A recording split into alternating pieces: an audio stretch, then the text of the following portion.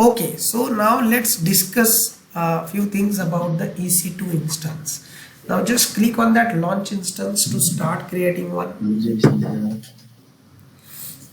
Yes, can you please click there on the launch instance?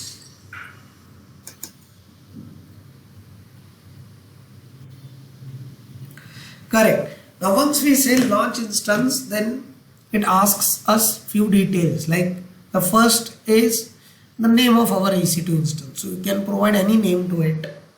So whatever is, whatever the name you would like to have for your EC2, you can. Now there is a section of Amazon Machine Image, which is also called as AMI, the short form of which is AMI. So what this AMI is like, it's like a Docker image. For example, like if I want to run my application in my containerized environment, so to run that inside the container, I need different things like operating system things I need, then all my application prerequisites. Let's say if I want to run a Node.js application inside the Docker container, then I need Node.js, then I need npm there. These are the prerequisites. Then I need the application's source code there. Okay, so similarly, if you want to create any machine, VM machine, so definitely you need some prerequisites there, right? Operating system. Let's say if you are creating an VM, Windows VM, say for example, so that Windows VM need Windows machine, Windows operating system, it needs IIS web server, it needs FTP or some other services, let's say. So when the VM machine is created, how does it creates that machine? It creates that machine with the help of some image. These images are not the ones which can run on a Docker container or a Docker environment, but these are the image, you can say, which are conceptually identical to our Docker image. So Docker image contains all the file systems, operating system related things, application related things. Similarly, AMI contains all the things which we need to create any VM machine. So that is what the AMI is. So let's select the Ubuntu AMI. So this Ubuntu AMI contains all the things which we need to run Ubuntu system.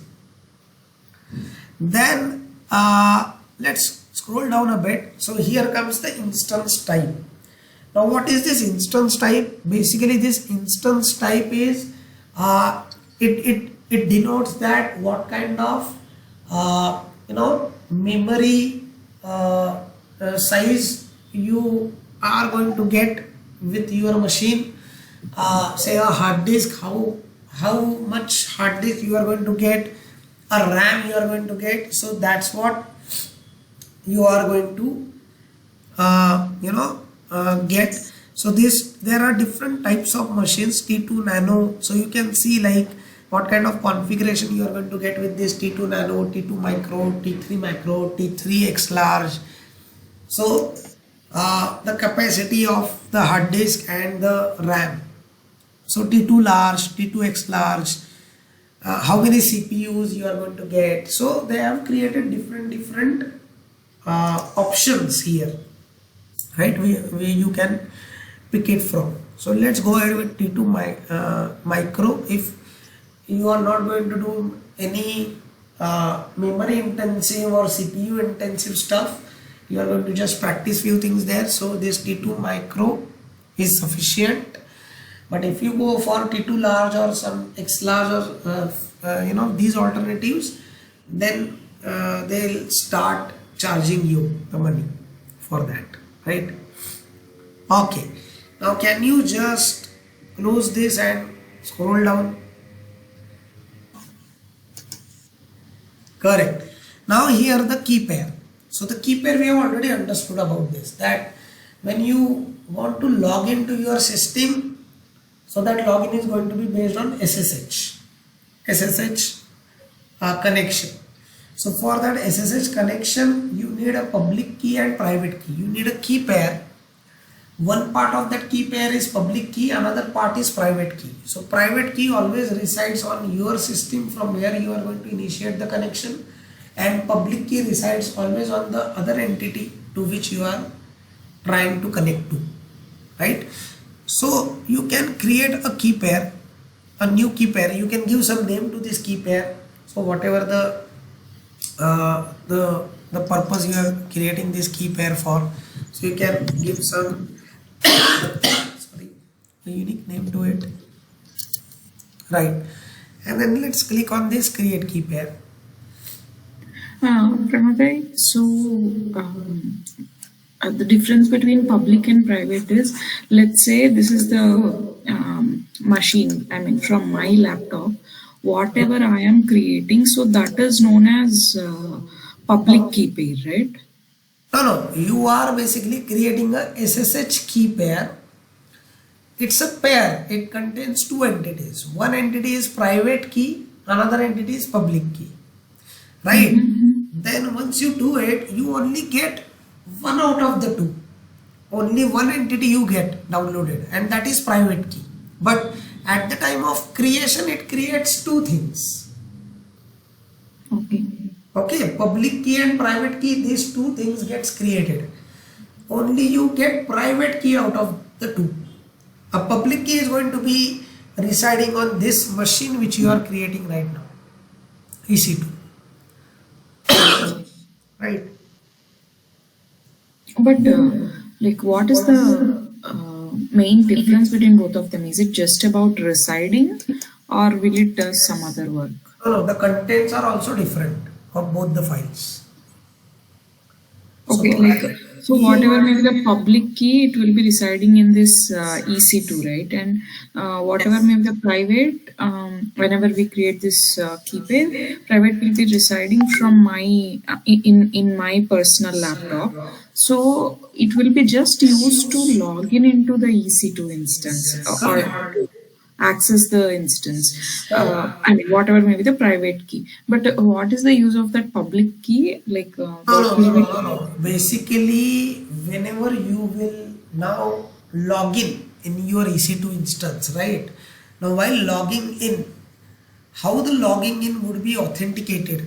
The user would be authenticated here. Usually, user gets authenticated with the help of password, right? Username and password. Now here the authentication is being done using this public private key pair. So when you will try to log in to your EC2 instance, your private key would be sent to the EC2 instance. EC2 instance will check that private key with the public key it has, and if the public key EC2 instance has and the private key which your machine has from where you are trying to log in, if the two entities match with each other, then only this login would be successful. Getting my point? So for logging in, public key need to match with the private key. That is how the SSH login works. okay. Right? So that's why from wherever you will try to log into your EC2 instance, on that system you need the private key.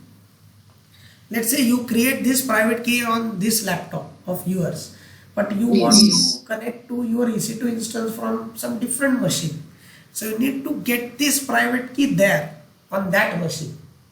Okay. And then you can log into your EC2 instance. Got it. Right. Then comes this firewall, security groups. Now we already had discussed about this security group thing. That security group is nothing but a firewall setting. Well, now this EC2 instance, you are trying to connect to this EC2 instance using SSH, right? That's why you have created this public and private key pair. Yes. Now this SSH has two entities to play a role. One is the SSH server and another one is the SSH client, right? So SSH client would be the machine, your machine in this case, from where you are going to log in, and SSH server is going to be running on that EC2 instance which you are creating now, right? Now that SSH server is going to be running on port number 22. Every client server, whenever there is a client server communication, so client needs to start itself on some port, server needs to start itself on some port. And when the communication is going to be happening between these two entities, so these two entities are going to communicate over the port on which they have started, right?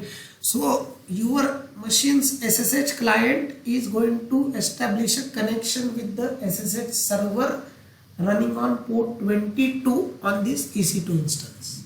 Okay, that is going to happen. Now your EC2 instance should allow a outside traffic to be coming to it on this port 22. So the traffic should be allowed to enter into the EC2 instance, which is directed towards port 22. And for that we need to create a firewall rule or inbound rule. We need to create an inbound rule for it, which will allow the traffic to come in to this EC2 instance on port 22. So that is what we are currently doing, that in this firewall or security group section there is a checkbox called allow SSH traffic from, and if you want to restrict this coming in from the particular machines only. Now the point is, like, if you keep anywhere here, it means that the the sender or the machine which is trying to connect to your EC2, that machine could be anything. It could be my machine also. If I get the public IP of your EC2 instance and if I have your private key, then I would be able to connect to your system here, EC2 instance. Okay, there are 2 points. Let's understand. One is connecting to the machine, and once the connection is done, then it will ask for the private key to authenticate the user. So let's say if your private key gets compromised, if it gets to the hands of someone else, right? But if you have restricted the access only from your system, then even if that person gets the private key, he won't be able to connect to your EC2 instance. But if you keep anywhere here, and if your private key also gets compromised, then anyone would be able to use your EC2 instance. So keeping anywhere is not a what I can say, like, it's not a good practice. So we should always whitelist the IP addresses. Whitelist means we should always be specifying the IP address of the machine from where we are going to connect to our EC2. So we can say my IP, the last one. But this IP, okay, let's understand this. This is the public IP of your laptop, from where you are accessing this AWS console right now. Now this public IP tend to change. It tends to change always. So right now, let's say it is some 25.17, something like that. But after some time you will find it has changed to some other other IP address. So you need to keep changing the inbound role of your EC2 instance if you want to continue to connect to it from your system. So that is one you can say an overhead which you need to take in this case, but that's fine. I mean, there are other alternatives also to it, but let's not get into that right now. But for now, for the practice purpose, let's keep it anywhere. So Rameshri, just keep it anywhere so that we don't need to keep on changing it. Okay, let's scroll down. Now if you see there, storage. So storage is this hard disk. So we are getting 8 GB of hard disk with this system. This T2 micro we have selected, right? So with this we are getting 8 GB of hard disk. Now can you scroll down? And then you can say launch instance. So it will start the instance, or it will start creating the instance with all these settings. Yes, please click. Okay. I just have one doubt, but generally the IP address of any machine will remain constant, right? Like I didn't see it changing anytime actually. No, this is not the IP address of the VM machine.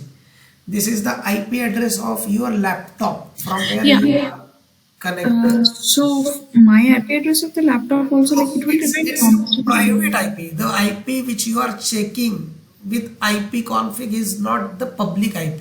Just go to the Google. I'll tell you from where you can get your public IP. Go to the Google and search there my public IP. Yes. Just click on that link. What is my IP? So IP address which you are getting here, right? 2317 blah blah blah. That is your public IP. Okay. Remember this. And when you say IP config, it's your private IP. I mean, no one else from, let's say if I wish to connect to your system for some purpose, let's say I need to connect to your system with this IP 2317.191. So this changes. Okay. Okay. Got it. And this is the IP you see there in that. And this IP config is not the public IP, by the way. Yeah, this is not the public IP. This is the IP address for the network where you are connected to. Yeah. Okay. Got it. Yeah. Thanks. This public IP tends to change. Yes. Okay. Okay.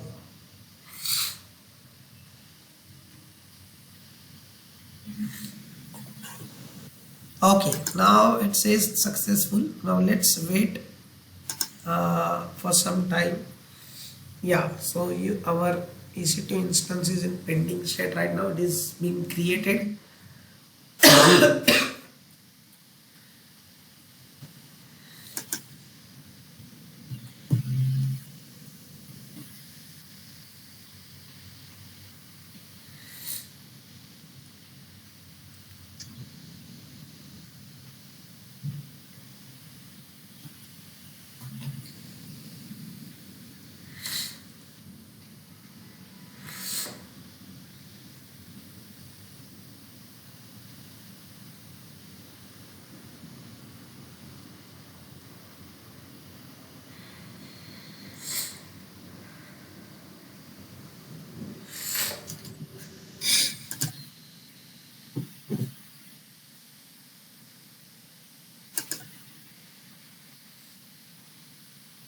Yes, now it is in running state. So we can connect to this now. Let's click on connect. Right. So now here we can choose this option to connect. So which will connect to this machine from here.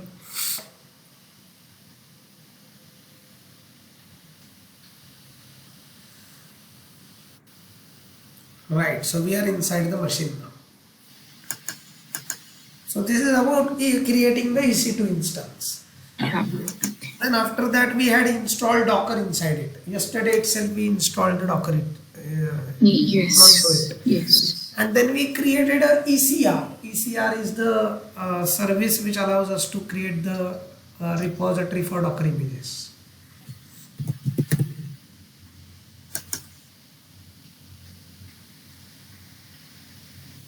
Yeah, here. So we can create public repository or private repository here.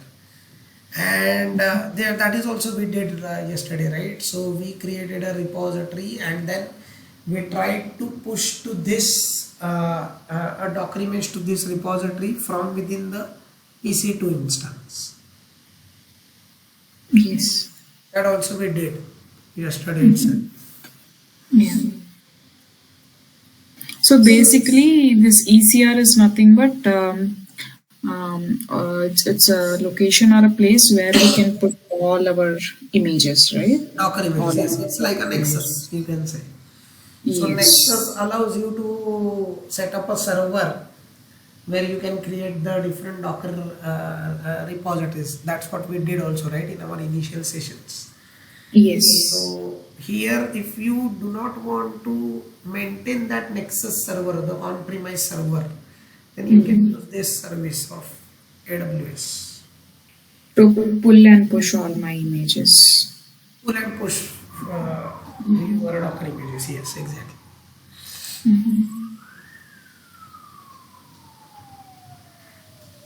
Right? Yes. Right. So this is also we had done. So you can create a repository if you want to. Like just click on that create repository button, and you can create a public repository for now. Let's select that public. Correct. And you can give some name to it.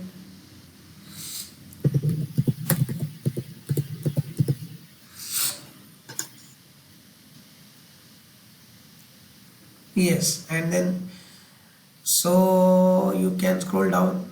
So it is asking basically what type of Docker images you would like to push to this, like Linux Docker images or Windows Docker images is what it says there. So okay, scroll down, and this is fine. And let's create a repository. Now once the repository is created, just just select the checkbox shown for that repository. Yes, and you can see the commands here. So using these commands, you can log in. The first command is to get the login credentials for this repository. Second command is to tag your Docker images with the name of this repository, and then you can push Yes. your Docker image. Right? Yes. Okay. So for this, so this is the, I mean, This this is is the the name section of where your repository. Yes. yeah, so where we are using to tag it, right? Correct. So So this should here, be your,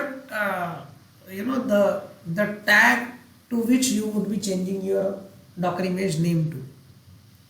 yes, yes. So here, if needed, I can just change this version, Yes, yes, yes. You and can change. here, like whatever the image is there, I can give that image, Correct. and it will take. Let's say if I'm not mentioning the version, it will take the latest version. Yes, If I'm yes. mentioning some version, it will take that version, Correct. and then I will push the whole thing. Exactly. But I have already created the repository. Why it's not coming? Okay, I'm checking in private, I think. This is the one. Okay. Correct. Okay. Yeah.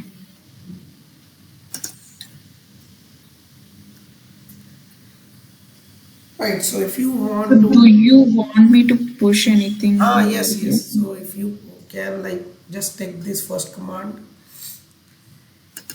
and run it here. So before doing this, we had installed actually AWS CLI, if you remember, because this is the AWS CLI command, this AWS ECR-public. This is a AWS CLI command line interface command. So before we could do this, we have to install AWS CLI, and this we had done in the initial stages of our session. I mean, when we had started looking into this ECR, no?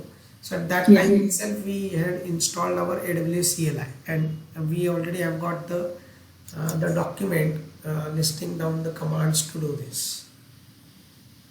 Okay. Yeah. So basically, if we wanted to connect to any repository, then we need to have that interface to connect to that repository, and that's nothing but AWS CLI, right? Like, CLI, yes. Because that AWS CLI has got different commands. A command line, commands. I mean, CLI stands for command line interface, and GUI stands for graphical user interface. So our yes. browser, where we, where we interact with this repository and all using the browser page, it's a GUI. But if we wish to interact with these services from our command prompt or terminal, we need a CLI, command line interface. So AWS is the CLI interface. That's we need to install first, and then we can run different commands, and we can interact with different resources we have created. Okay. Mm, Just a minute. Okay. So you need to maybe you need to log in. Just a minute. Let me just check.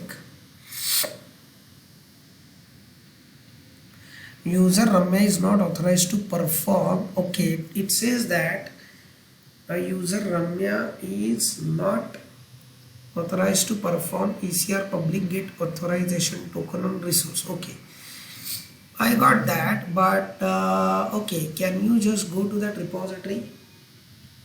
Which repository, by the way, are you trying to do this thing? the newly created public repository, Ramya 2 ECR. Okay, now can you just actions and permission? Can you go to the permission, please? Yes. Can you just do edit add statement? Correct. Now here you can give any name to this.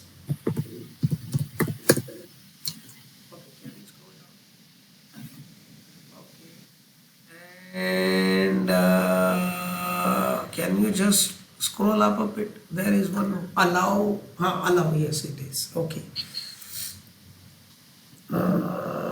Just click on save there. Just give ECR dash. No, ECR. Get authentication token, something like that. You should see.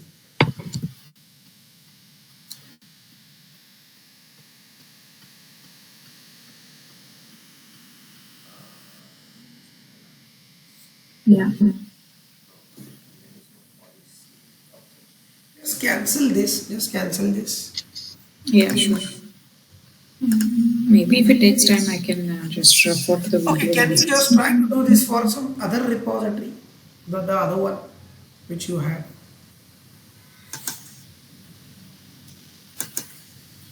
Yeah, this one. Yes.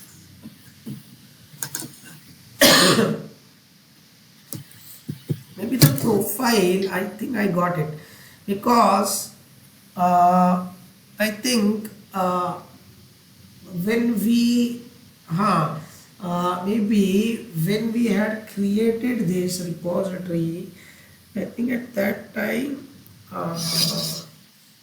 change your access key and security key, if you remember. Okay, can you try to do this for your private repository? Just go ahead and do this for your private repository. Do you want me to create a new one or use the No, existing? just do this with this one itself.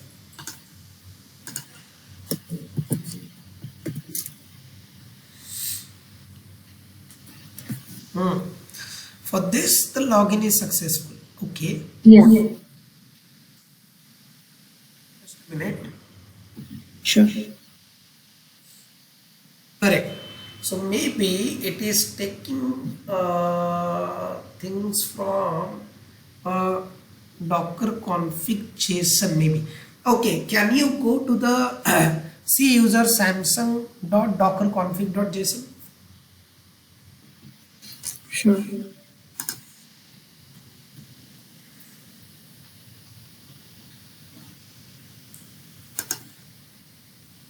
C colon, go to the C colon. Yeah, Samsung dot Docker. No, no, you are right. You are there in the correct directory. Config dot JSON, the second last one.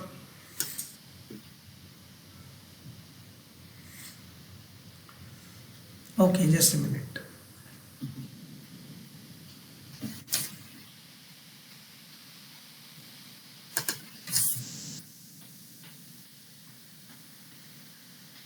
Okay, so there are the Docker. Okay, I think it is taking the credentials from this file. So it is not taking, asking, I mean, it is not retrieving the latest credentials, because those credentials are already stored in this file right now. That's why. Okay, can you just go to your recently created public repository? Yeah, sure.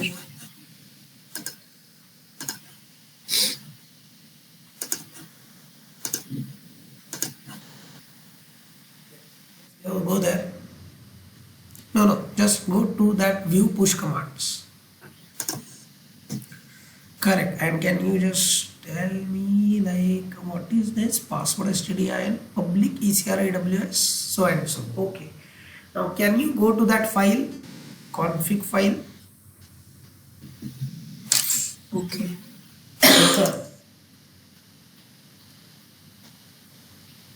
No, not this one. The config. One second. I'm not sure where it was open.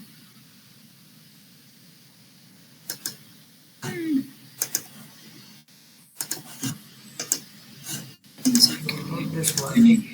Yes. Okay, it's open in Visual Studio.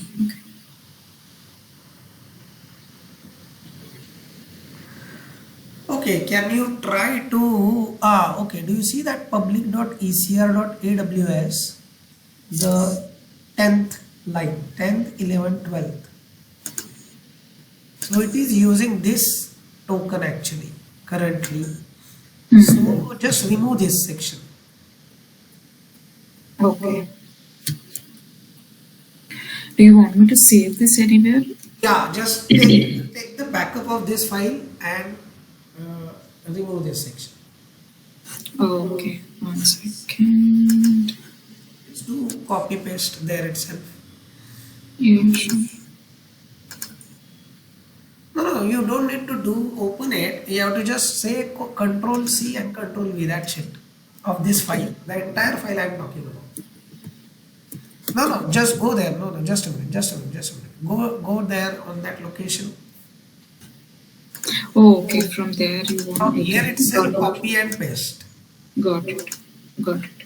One second.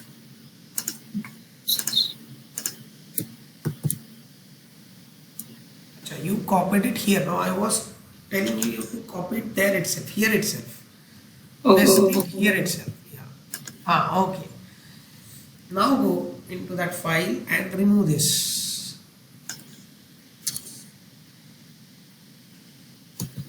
Save. yeah. It's saved. Go to the terminal.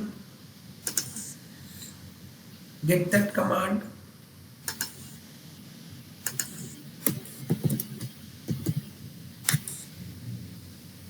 I think there is some mistake we did while removing something there.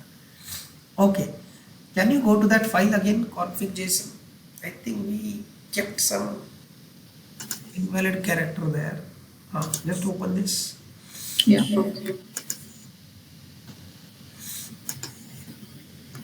Why it is showing something else? Visual I Studio. got it. Just a minute. No, just open that file. I got it. What did we do? Yeah. Do you see that line number 10? Yeah. That should be removed because we removed the entire block of that, right? Yes, exactly. Now it's correct. Save.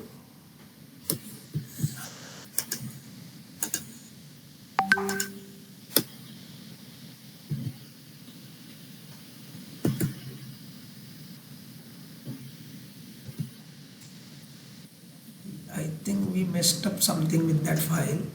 Okay.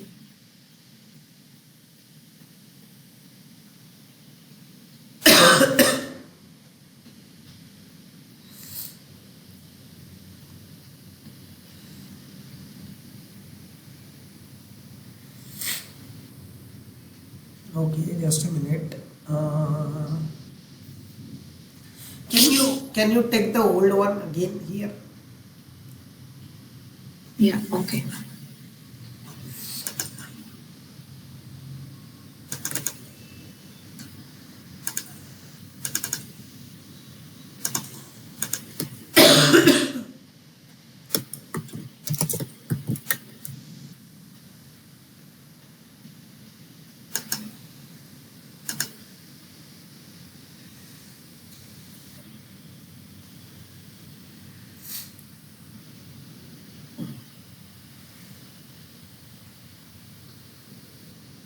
Okay.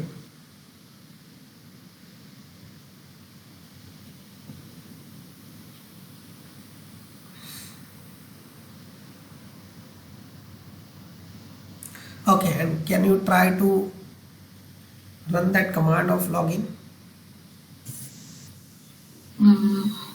But we haven't made any changes. That's fine. I just want to check the error again. Sure.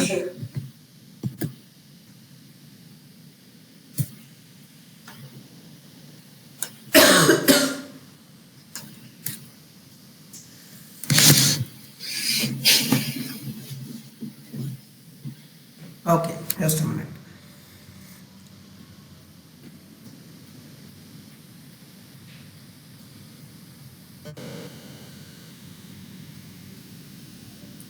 Okay, I understood. Can you just send me this error?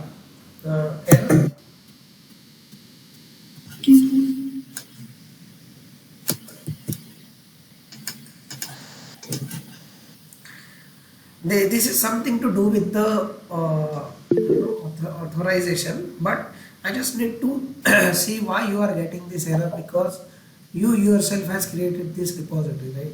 Yeah, previously it was working. Maybe some Yeah, changes are maybe few changes. Yeah, just a minute. Let me just check.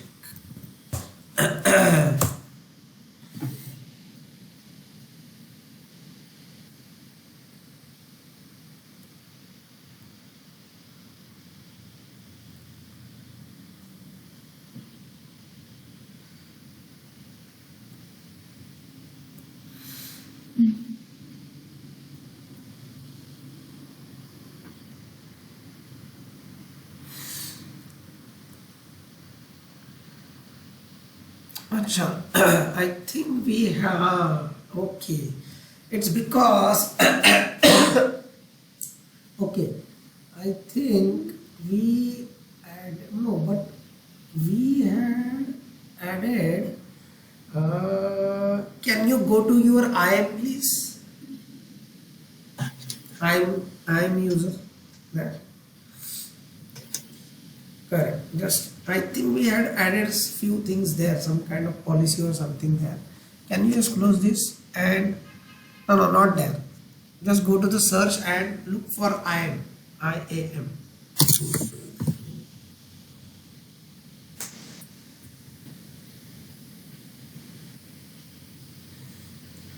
Okay, and policies. Can you go to that policies there? No. Just go back. I was talking about the policy which shows there. Yeah, this one policy. Yes, there. Correct. So yes, go there. Okay. So it is Elastic ECR registry full access. ECR policy Ramya, and I think we had attached this policy. Entities attached. Can you click on that entities attached tab?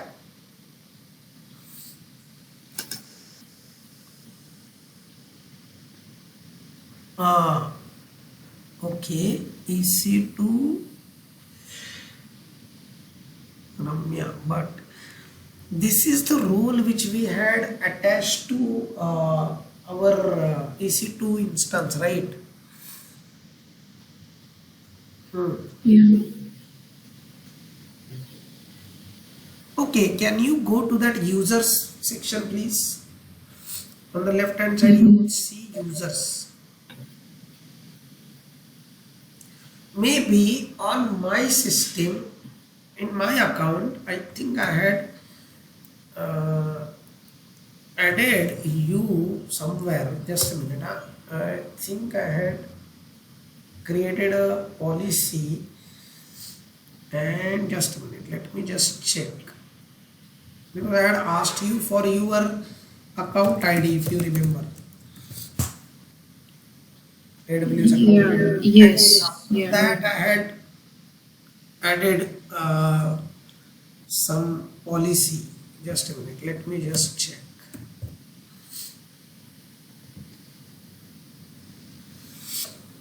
Because of that, maybe you are not getting that access, looks like.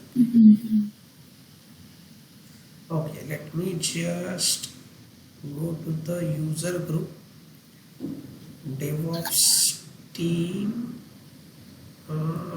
yeah, Ramya, username is Ramya, and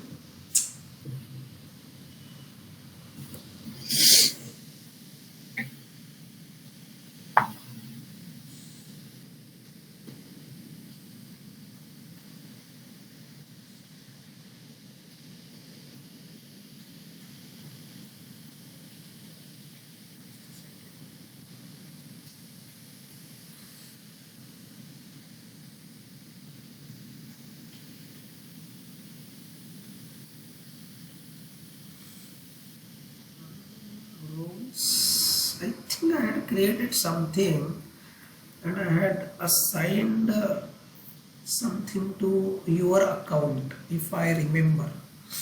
Just a minute, let me go to ECR, my Elastic Container Registry, and let me just check here. It looks like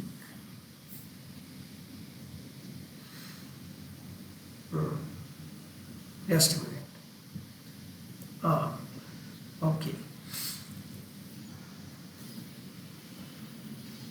Okay, to your account ID and added this. So let me just delete this statement. Okay, now can you please try? Okay.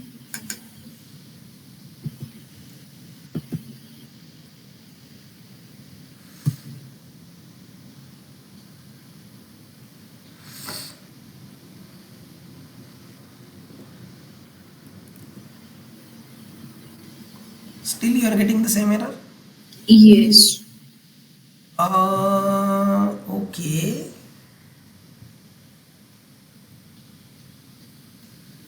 Just a minute. Huh?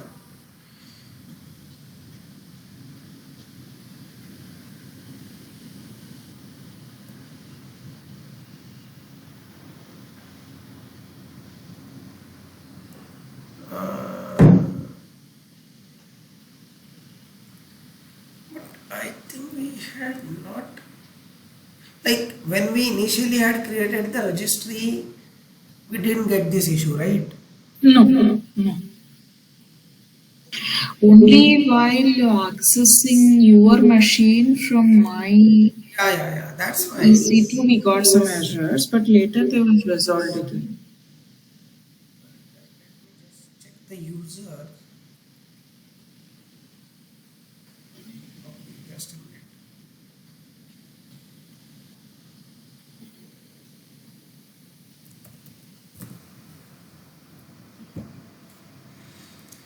I had your user also added.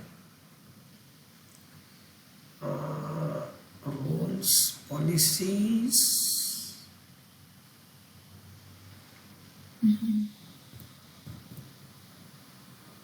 And this ECR policy which I had created and that is a service ECR full access we have given, and this entity attached is EC2 Docker role, and this role is assigned to, just a minute, this role is assigned to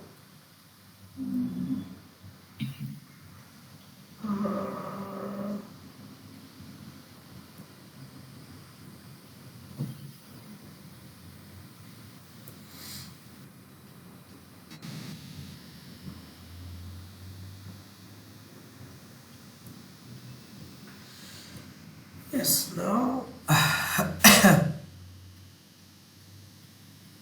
user groups. Okay, can you now try? Sure.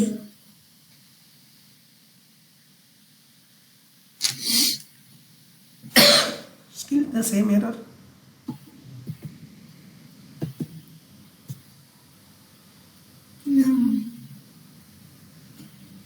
Acha, now the error is different, I think. Unrecognized client exception when calling the operation, the security token included in the request is invalid. Now the error is different.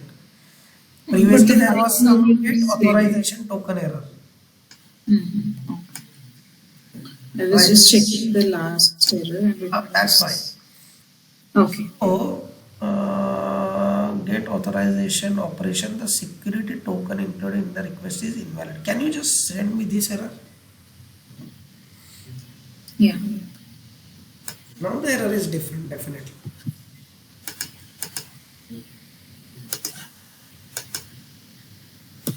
Yeah. Okay.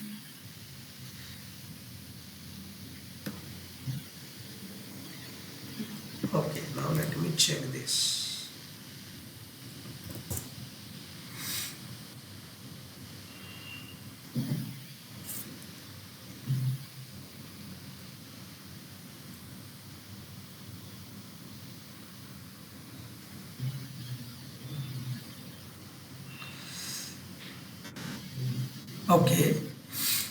Okay, just to add, I think that is the problem.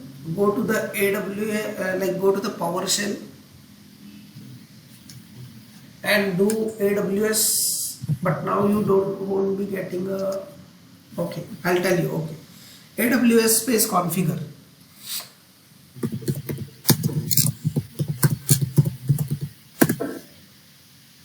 Correct. Now it is asking for access key ID. Now go to your dashboard. Yeah, go there. Yeah, there. Yes, security credentials. Yes. Yes. Now scroll down. Correct. This one.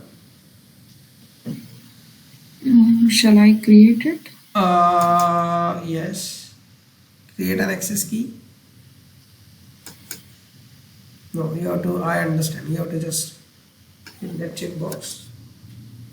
Correct. Copy that access key on the left hand side. Paste it there in that PowerShell. Hit enter. Okay. Go to that dashboard again. Yes. Copy and put it there.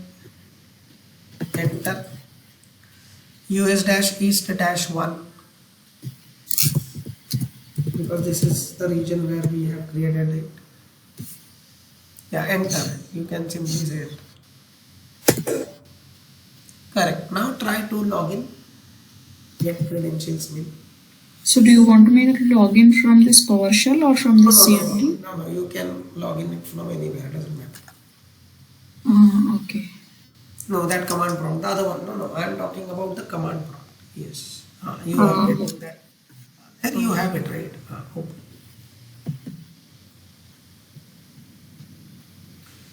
Yes. Now it is. I think there was some issue with the AWS configure. I mean that profile which was configured in your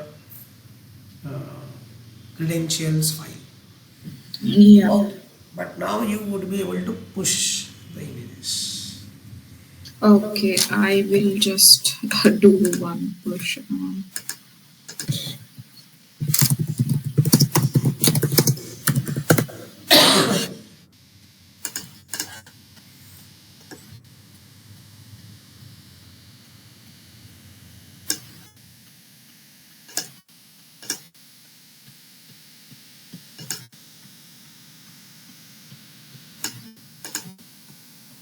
Tag some image.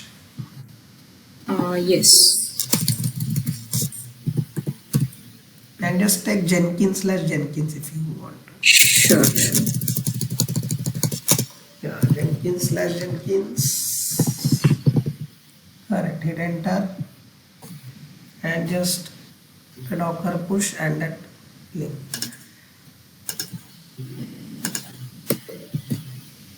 V9. You have to say V9. V10 or whatever. Yeah. Correct. It is push. Yeah. So we will do the same. I mean, we can do the same operations even from a private ECR, right? Correct. Exactly.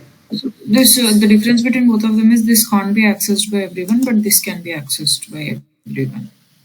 Can be even searched for. If you check the name, no, it is with public dot something. And if you create a private repository, it will have your account ID always. Yes. Yes. Yeah.